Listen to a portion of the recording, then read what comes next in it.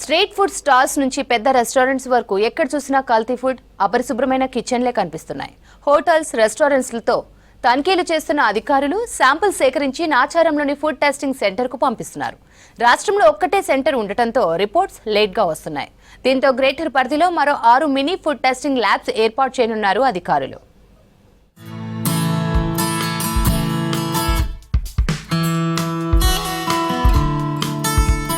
కల్తీ ఆహారంపై ఫోకస్ పెట్టిన ప్రభుత్వం ఫుడ్ సేఫ్టీ వ్యవస్థను బలోపేతం చేయాలని డిసైడ్ అయింది. దీనిలో భాగంగా గ్రేటర్ హైదరాబాద్ లో మినీ ఫుడ్ ల్యాబ్లు ఏర్పాటు చేయనున్నారు. రాష్ట్రంలో జరిగే ఫుడ్ బిజినెస్ లో 60% పైగా హైదరాబాద్ లోనే జరుగుతుంది. జీహెచ్ఎంసీ పరిధిలోని 6 జోన్లలో ఒక్కో మినీ ఫుడ్ ల్యాబ్ ఏర్పాటు చేయాలని నిర్ణయించారు అధికారులు.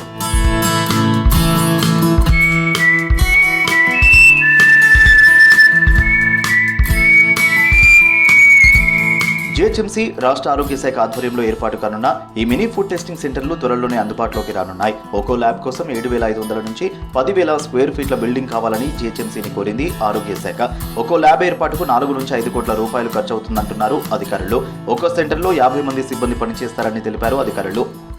ఇప్పుడు ఎగ్జిస్ట్ అంటే మనకు జిహెచ్ఎంసీ ఏరియాలో ఉన్న ఈచ్ జోన్లో ఒక ల్యాబ్ పెడుతున్నాం కాబట్టి అది జిహెచ్ఎంసీ వాళ్ళు ఐడెంటిఫై చేసి చెప్పాలి. మనకు ఈచ్ ల్యాబ్కి మినిమం 4 to 5 crores వరకు ఖర్చు అవుతుంది. అంటే ఎక్స్క్లూడింగ్ హెచ్ఆర్ అంటే హ్యూమన్ రిసోర్స్ కాకుండా కూడా ఏ ఎక్విప్మెంట్ కానీ బిల్డింగ్ కన్స్ట్రక్షన్స్ కానీ మనకు 4 to 5 crores అయితే ఈజీ. రాష్ట్రంలో ఒకే ఫుడ్ టెస్టింగ్ ల్యాబ్ ఆచారంలో ఉంది. హోటల్స్ లో తనిఖీ చేసి కలెక్ట్ చేసిన శాంపిల్స్ ను ల్యాబ్ కి పంపితే 14 రోజులకు రిపోర్ట్స్ వస్తున్నాయి. దీంతో ఆయా హోటల్స్ పై చర్యలు తీసుకోలేకపోతున్నారు అధికారులు. త్వరలో రానున్న మినీ ఫుడ్ టెస్టింగ్ ల్యాబ్స్ లో కేవలం 4 రోజుల్లోనే రిపోర్ట్స్ వస్తాయని, ఒక్కో ల్యాబ్ లో ప్రతి నెల 800 శాంపిల్స్ టెస్ట్ చేయొచ్చంటున్నారు అధికారులు. జిహెచ్ఎంసీ పరిధిలో ఉన్నవన్నీ జిహెచ్ఎంసీ అంటే ఈచ్ జోన్ కలెక్ట్ చేసిన శాంపిల్స్ అన్ని ఆ జోన్ పరిధిలో ఉన్న ల్యాబ్కి వెళ్తుంది కాబట్టి టెస్టింగ్ రిజల్ట్స్ టైంను తగ్గించాలి, త్వరితగతిన రిజల్ట్స్ ఇచ్చేసి చట్టపరమైన చర్యలు తీసుకోవాలనే డెసిషన్తో ఉంది. అంతేకాకుండా మనకు ఫుడ్ టెస్టింగ్ మొబైల్ వ్యాన్స్ ఉన్నాయి. ఎగ్జిస్టింగ్ 8 మొబైల్ వ్యాన్స్ ఉన్నాయి. ఇంకా 15 వ్యాన్స్ కూడా మనకు శాంక్షన్ అయినాయి.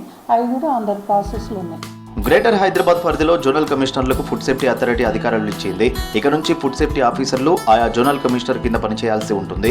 ప్రస్తుతం గ్రేటర్ పరిధిలో మొత్తం 30 సర్కిల్స్ ఉండగా 23 మంది ఫుడ్ సేఫ్టీ ఆఫీసర్లు మాత్రమే ఉన్నారు. త్వరలో అవసరం ఉన్న చోట ఫుడ్ సేఫ్టీ అధికారులను నియమిస్తామని చెబుతున్నారు ఉన్నతాధికారులు.